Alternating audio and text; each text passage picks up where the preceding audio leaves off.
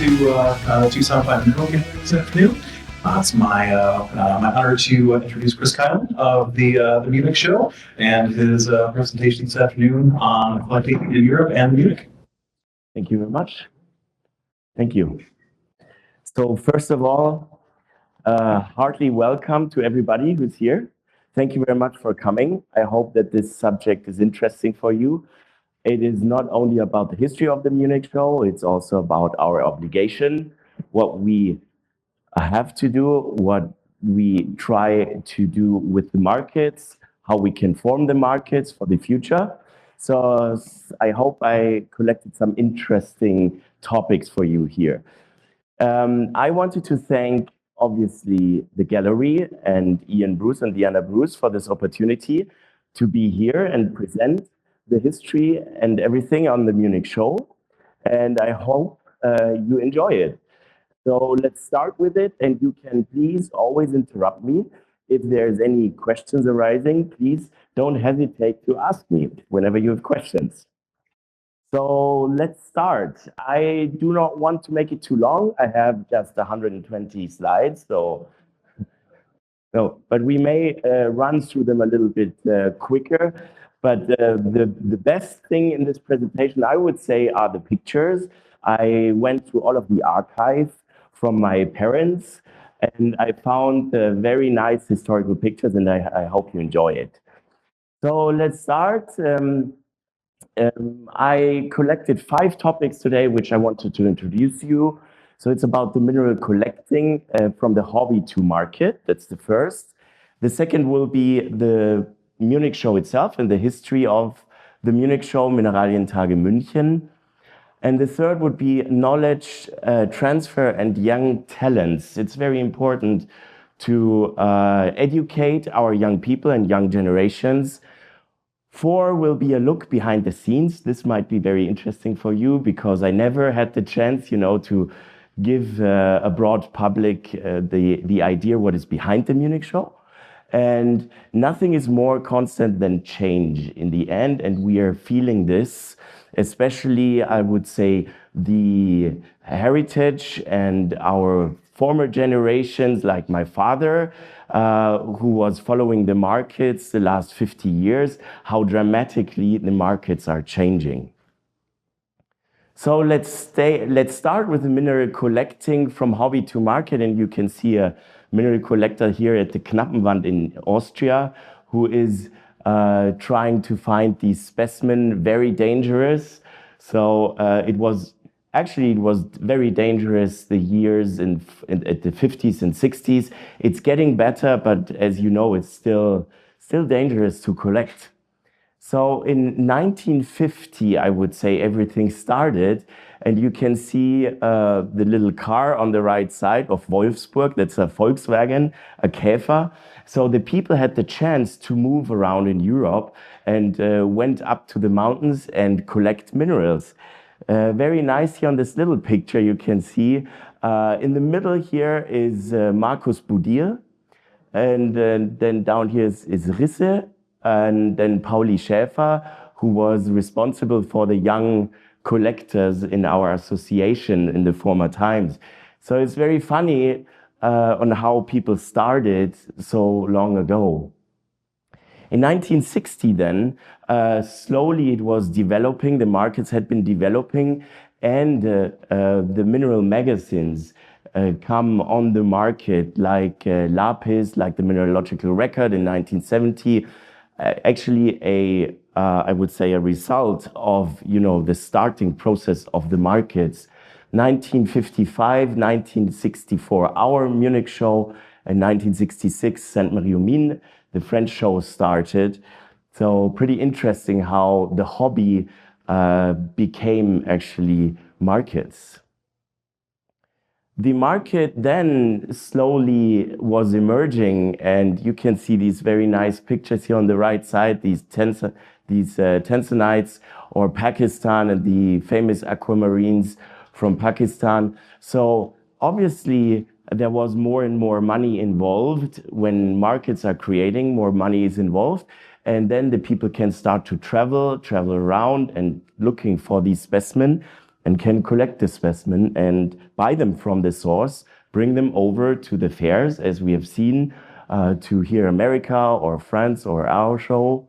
And so this is how the market actually was developing. So today we have around 350 local trade fairs in Europe. I don't know if you can call them all trade fairs. It's all small trading markets too. But combined with these markets and trade fairs, it's 350. That's a pretty good number. And when we come to the United States, I would say it's about the same numbers. It may be a little bit more. It was very hard for me to check on the sources on how many small mineral happenings are all over the year around. So it was quite hard to figure out these numbers. But the most important here is to understand that the mineral market was developed in these last 50, 60 years. Prior that, there was no market for the minerals. There was obviously trades for, I would say, museums. The museums had their sources where they could buy the minerals, but it was not open to a broad public. So when we define it as markets, it has to be open to the wide public. So the Munich Show itself and the market and the developing of the Munich Show started actually in 1964. And this was one of our first posters, or let's say the first posters, which my dad was creating in 1964. And as you can see, there had been 3 nations on the platform. It was a little beer cellar in Munich. And the 3 nations had been Bavaria, almost, Austria, and Italy. So these people came together and had been meeting there. And there had been about 20 vendors with around 300 visitors who had been interested in seeing the minerals. So this is how all started in Munich. I can mention quickly here that here in the United States, it started around 10 years earlier or 8 years earlier, because there was not this hard depression we had in Europe after World War II. So the markets here in the United States started around 10 years earlier. Here you can see some pictures, and I was very happy to find this picture with my mom standing behind the geodes here and selling the rocks on, I would say, the 3rd or the 4th exhibition they organized there in these beer cellars. And this gives you also a good impression of how it looked like 1964, here with the minerals and rocks on the table. So all enthusiasts and interesting people there. We could not, or we would not talk about a market. In 1972, everything grew and grew and grew, and my father had to make the decision if he's focusing and concentrating on organizing this fair, or if he would go on and move on with his regular business. He was an engineer at that time, so he had to make a, let's say, quite risky decision on focusing and concentrating his business on a mineral fair, which was pretty much new, or go into stability of his prior business. But he was so risky and said, okay, you know what, let's go for it, and we'll have a mineral show and a fair, and I will concentrate on this in 1972. He moved this first happenings and markets from these little small restaurants and beer cellars to the trade fair area in Munich in 1972. And that's why it was so risky, because suddenly there was big money involved, you know, by renting the halls and creating all the infrastructure you would need to create the markets. So these numbers are also very interesting to see. In 1972, there had been already 9 nations with 150 exhibitors coming to the trade fair with 6,000 visitors already. So we skipped some years, and in 1983, it was quite established already there at the fairground in Munich. And we had around 200 exhibitors then at that time and 14,000 visitors.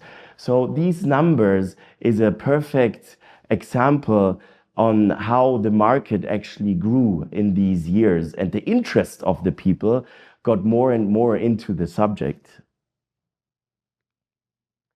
So here you can see something out of our archives, and this is probably something nobody of you have seen before. This was the first map of how the Munich show looked like in 1972. And you can see these little table arrangements of my father. So typically engineering idea of a German guy. And then here's some booths around, and that's how it was in 1972. In 1983, then my dad already realized that it may be more efficient to have the tables like orientated like this than like this. And so this was just one hall, and it was the very famous Messe Hall 16 in that time, 1983. Some people here in this room may be there already or would have been there in 1983. I don't know who of you. And then in 1993, we already occupied several halls in the fairground in Munich. And the fairground in Munich was in that time still at the old venue, which was in the center of Munich, very close to the Theresienwiese. In 1998, they tear down these halls and the old facilities, and they moved to a very new facility where the former airport in Munich was. This was in 1998, and it gave my father the chance to upscale the Munich show more and to create more structure in between these halls, because the halls had been much bigger than the former halls. We're talking about 120,000 square feet per hall. So just to give you an idea, this is around 4 to 6 soccer spaces when you count this all together. So this was a big step ahead in 1998. And of course, in these times, when you move into a new facility, costs raise up like incredible. And my dad had a big problem to finance this, had to rearrange the whole business plans behind the Munich show. But we are happy that he could find a good solution.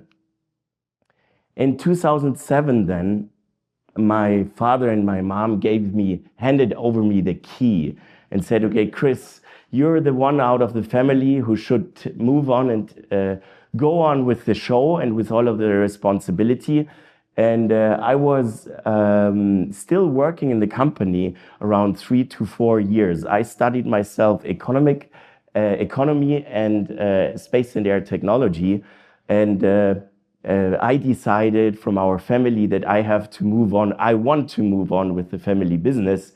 And these two graduates I did helped me a lot in understanding how to, arrange a big fair like this.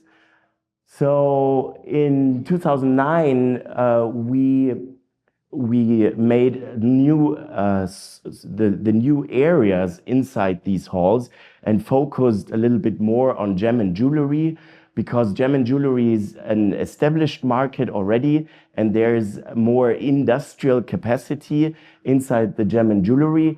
And it was obvious that we get this demand of these people coming to the gem and jewelry world to support the mineral and rock world. So now that we can only be in these big halls financing it, because we are addressing the Munich show to different markets here. So this was a very important step. And then in 2013, we had our jubilee, the 50th year of the Munich show. And when you remember the 2007 slide, there's a little bit time went and passed 5-6 years. And my dad officially in 2007 gave me the key, but it did not obviously necessarily say that I would have control about the Munich show. So this is so typical, I would say, for a family business and hand over in generations. that in 2013, then officially he said to the people, okay, now Chris should move on. By the way, I have to say hello from my dad today to everybody and my mom. And they would have loved to come to Tucson, but it's very hard for them to travel now. So they are always in Saint Marie and Munich. He's still coming to the office and still telling me how things are working this time. So I'm used to it, and I'm very happy that this keeps him young and active, and he's really doing still a pretty good job here. So in 2019, the Munich Show grew to a very important, I would say, business trade market. And we had, in this time, 2019 was the biggest Munich Show we had. We had covered 5 halls. So in total, it was around 560,000 square feet, which we have been covering for this market. And you can see the diversity here. This is gem and jewelry. This is our special exhibitions. Here, knowledge. This is the famous Lapis stand for the magazines. This is, you know, our microscoping and I would say trainee programs. We have a lot of press, obviously, coming to the fair, talks, speeches, and kids activities. And everybody of you know then what happened in 2020, nothing. So this is what I can tell you about the 2020 edition of the Munich Show. So let's just move on quickly. We had some trouble in 2021 and 2022. You may have followed it somehow to come back with the markets. It was not only affecting us, it was obviously affecting the whole world. But in 2023, I would say the show was back. And we did some new arrangements in 2023. We made the show, we enlarged the show dates from 3 to 4 days. We could go back to our ideal timing, late of October. The complete infrastructure was there again. And the exhibition was something very important to me last year to install, because this is after these 4 years. It was very important to set a statement again and to show the people who is number one in Europe. That's why we focused a lot on the special exhibitions. And finally, we realized that the time of meeting the community and friends is back. So I was very happy that we could count 40,000 visitors last year with, again, over 1,000 exhibitors. Maybe we can reach the number of 1,100 exhibitors this year again. So this is our next topic. It's about knowledge transfer and young talents, and arouse interest and encourage passion. This is something very important, and this is deeply anchored in our family business, I would say, philosophy of the business, that we are responsible for education and responsible to show the people what we are dealing with, and not only trading. We have to give something back and make sure that the people understand what minerals are there for, or not only minerals, but also when we go to the supply chain of gemstones and jewelry, how these functionalities are.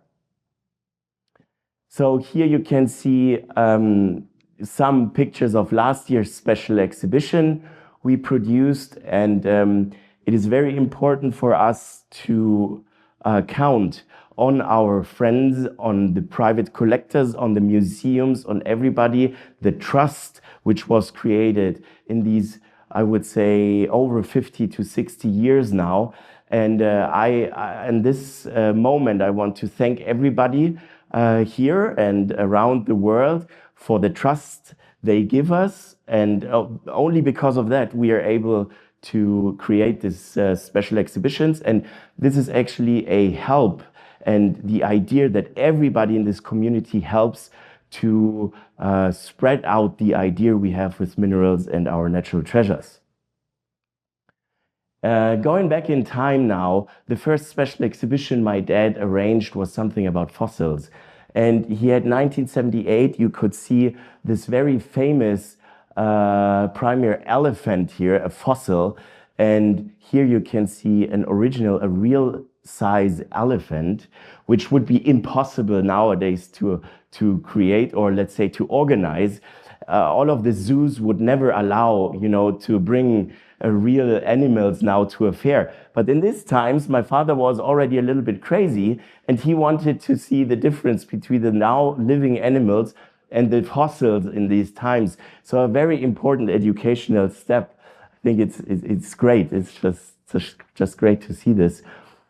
In Germany, we have a locality called Ida Oberstein, and he wanted also to show in 1987 how this region was important to develop special functionalities in the gemstone industry. So that's why he went to Ida Oberstein and dismantled a whole mill and recreated it at the Munich Show for 3 days, which is just, I would say, insane nowadays thinking, doing this.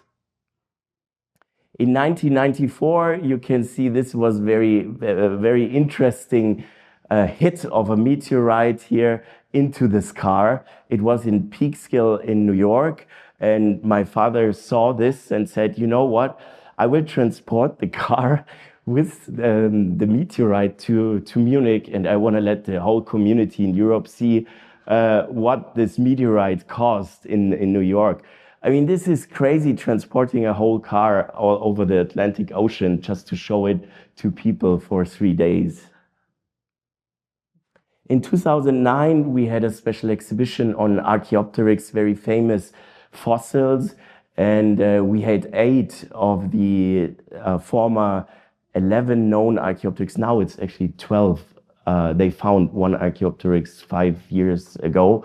So we had 8 of these specimens on display, and this was really a very unique situation. And we cooperated with the Paleontological Museum in Munich and had a summit. We brought the originals there, also in science aspects, so it was pretty much interesting to see. In 2017, we had a special exhibits on, we called it From Mine to Mine, and we created little, I would say, like stopes here, or little, imaginations of how it would look like when you enter a hill and try to find these minerals. So this was another incredible moment for me to set up this area for people to go into and experience the natural things. So in 2023, you might have seen it online or on the internet, we had a great exhibition pairing the mineral specimen together with the art world and the pictures we had around us. So I was very, very happy that this was such a great moment and come out. The overall atmosphere in this special exhibit will be hardly to top in the next, I would say, 2 or 3 years.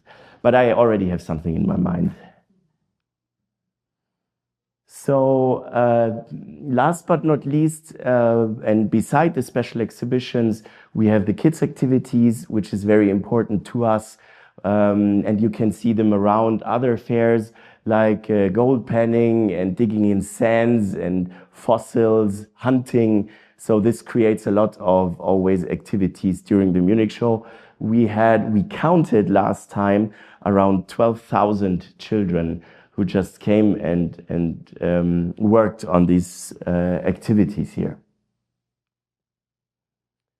So here's the look behind the scenes now in what the Munich Show is all about. And this was 2019 when we opened the show, and the entrance, as you can see here, was totally packed of people. So yeah, it was a very nice scenario. And as I said, in 2021 and 2022, always wanted to have this picture back, but it was very hard to convince people to come under all of these circumstances. And finally, last year, and you can imagine, a lot of people told me, oh, this fair thing is over and you will never have so many people again in your fair. I was very happy that last year the picture was actually the same, as we can see here. So this is something which goes more into economics now and into the idea what is important and what is the challenges for us to organize. So first of all, we have our dealers and exhibitors who are actually financing the whole Munich show. So it's very important to serve them on a highest level and the modernist way of creating these platforms. But we also need to look on our mineral community and the mineral and fossil collectors, the private ones, but also the museums. We need to contact every year for our special exhibits.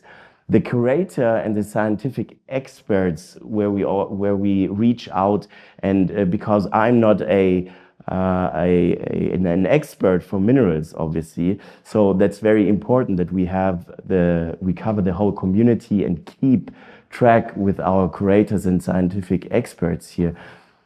Then we have the gemstone and jewelry professionals which is a total different side of the markets. And the functionalities of these markets in gem and jewelry is totally different than this small, I would say, supply chains we're facing and seeing in our mineral markets. So when we see here in Tucson, we see a lot of miners coming, but we also see the producers, we also see the dealers, and we have the collectors. So everybody very close together. That means the communication in between our mineral markets is very, very close. When we go to the gemstone and jewelry markets, this wides up open, because then you have the miners which are not necessarily appearing on trade fairs. And then because the product needs to be an up value in cutting and gem cutting and then producing for the jewelries. So the functionality of gemstone and jewelry markets is totally different than on our mineral and fossil markets. It's a quite challenge to bring this together. So, and then reaching out for the collectors of tomorrow is also something very important, because the infrastructure changed a lot, the communication channels changed a lot. I can remember the first years here in Tucson. I was 25 years ago.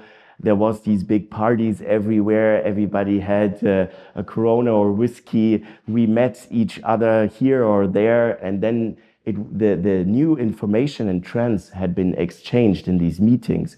Nowadays, these information are exchanged in obviously the social medias, internet. So the communication channels changed tremendously in the last 15 years.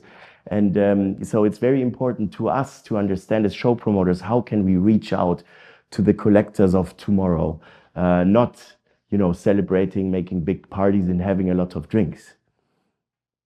Specialists and general press is something we also have to focus and reach out. And I can tell you, in our business structure, we have at least 3 to 4 people now working just for media, communication, social medias, press, TV, radio. So it's a big challenge to cover this. And the marketing for big shows like this, you can imagine, is quite difficult to handle.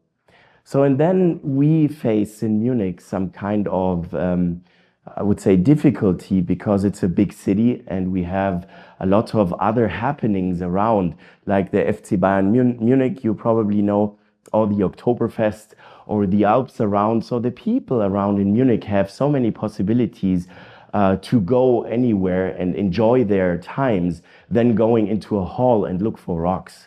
So that's something different. For example, if you see here in Tucson, now everything is together and the people are focusing on that. This is not what we have in Munich. So this is another problem.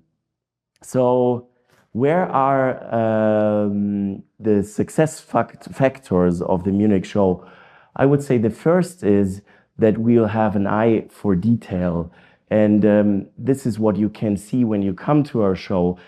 we try in doing our best in having all the details perfectly arranged. So starting from coming to the fairground and parking, and I realized that parking is something very important here in the United States, for example. But parking also for this big fair, you can imagine when you have 40,000 visitors, you need a lot of parking, but also the metro is coming there. The details in organizing this, then going to the ticketing system, to the VIP system, to the VIP lounges, everything needs to be under the most modern possible way to arrange. So the eye for the detail is one of our success factors I would figure out. The second one is patience, and I can tell you that I'm in a very good and I would say positive situation here by receiving this opportunity from my parents to move on with the show, because the show is 50 years old now or 60 years old now, and it takes a long time to establish a market like this.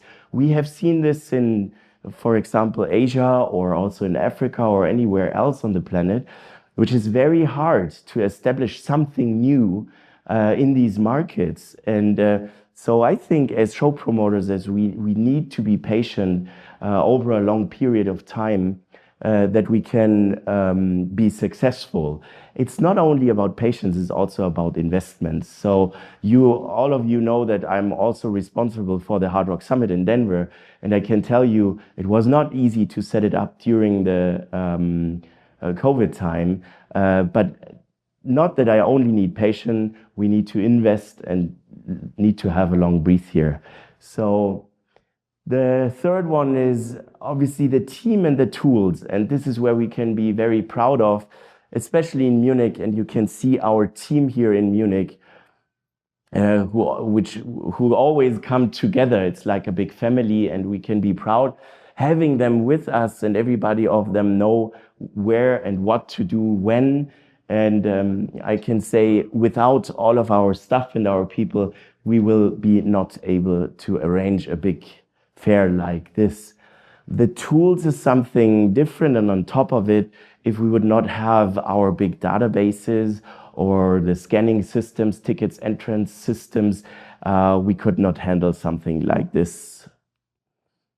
And the most important, I would say, is confidence. Confidence in our people, in ourselves. And you can see here the CEOs, the two CEOs of the fairground in Munich, who are supporting us since now 50 years. And we celebrated last year, we celebrated the 50 years cooperation with the fairground in Munich, which is very important to us, because if we would not have the support, I think our market cannot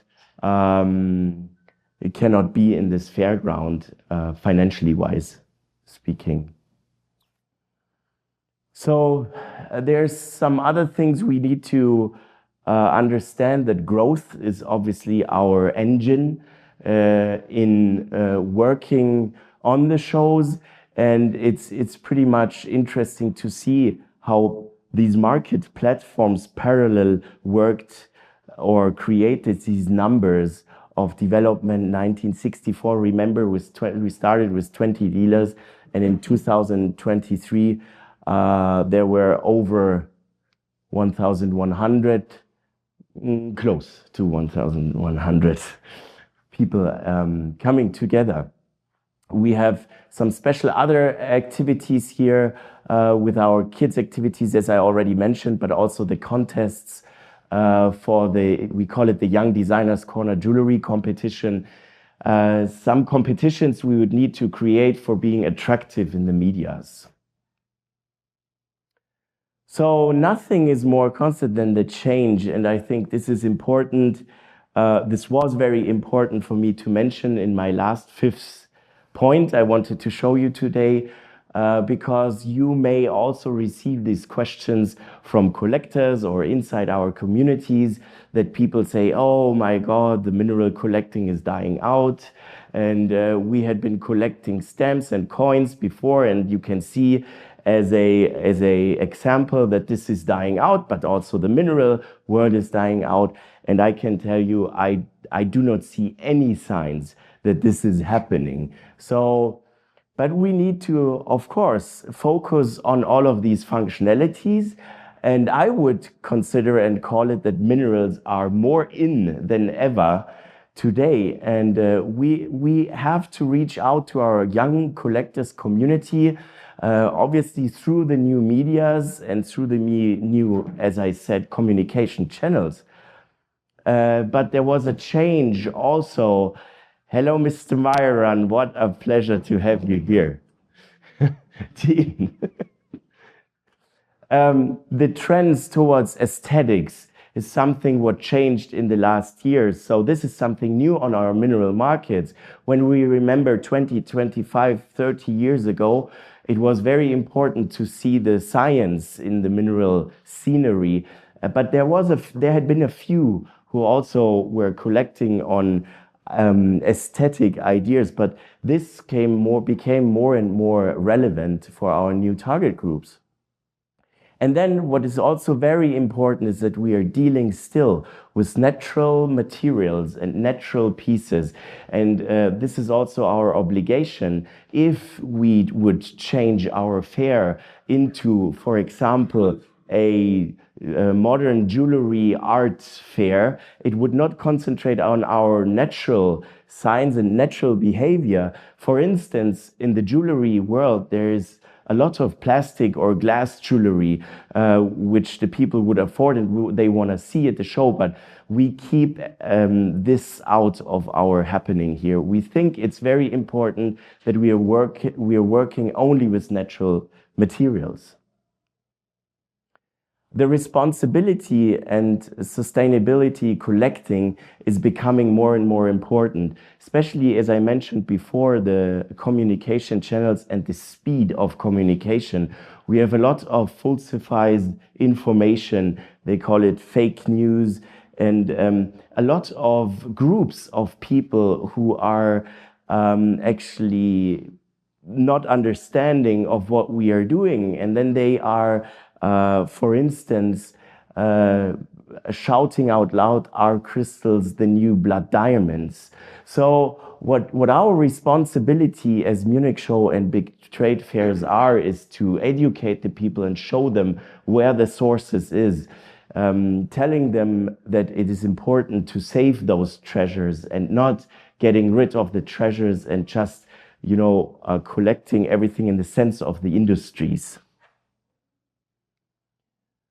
So nothing more than speed, as I already mentioned. The complexity is a problem, but we also and always need to feel our passions. And I think this is important for us all to sometimes lean back and say, where's our passion? Because it needs to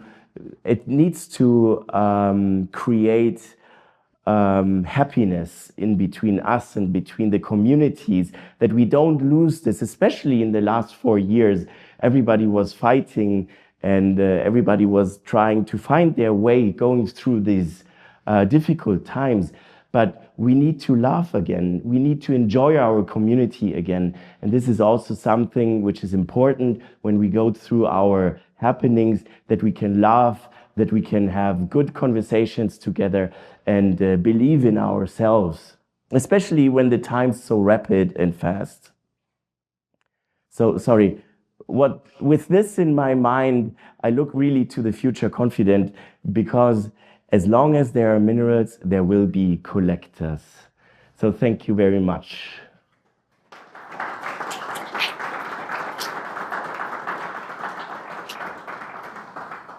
If you have any questions, please let me know. I'm happy to answer any of those. I covered all. Have you guys had any instances of Andorra crystals being sold over there? Because there's something coming out of California, Nevada, being sold as a crystal. It's really expensive, but it's just like slag, like from an old bottle factory. And that's just interesting to me because it does affect like the trust people have in the industry. Yeah, I think we have the same coming to Europe, too, because what we can see in America and the United States, those trends are coming up, and not only in our markets, but also in other different markets.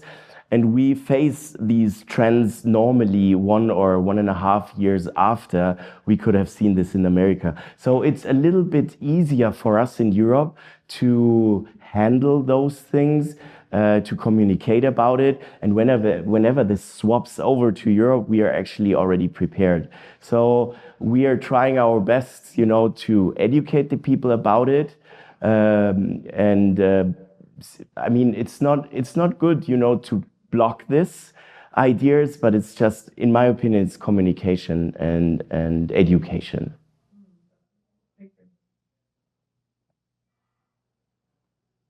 So thank you very much, and I hope that you have a little bit time tonight. We will celebrate our 60 years of Munich Show we had in 2023 with some Spanferkel of the barbecue and the grill and some chickens, and obviously in Bavaria, free beer. So see you tonight. Thank you.